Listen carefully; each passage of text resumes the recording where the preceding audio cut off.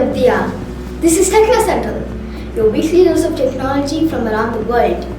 I, DIYA, will be your host for the show. Now joining us live is our DIYA mentor.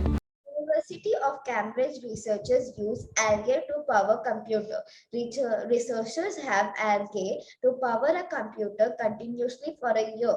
The University of Cambridge said the system was a similar size to an AA battery and contained non-toxic species of blue and green algae. The algae naturally harvests energy from the sun through photosynthesis.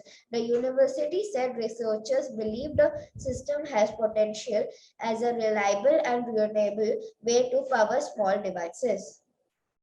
Drone display lights up sky over the city of UK City of Culture. A spectacular drone display has been held as part of celebrations to mark Conventry final month as UK City of Culture company Celestial ran a 16 minutes free show called Our Wider Family. In War Memorial Park, the record-breaking event was the longest drone display in UK, organizers say. Channel and press the bell icon to get notified by Techno Central every week. And if you found this video informative, do like, share, and comment.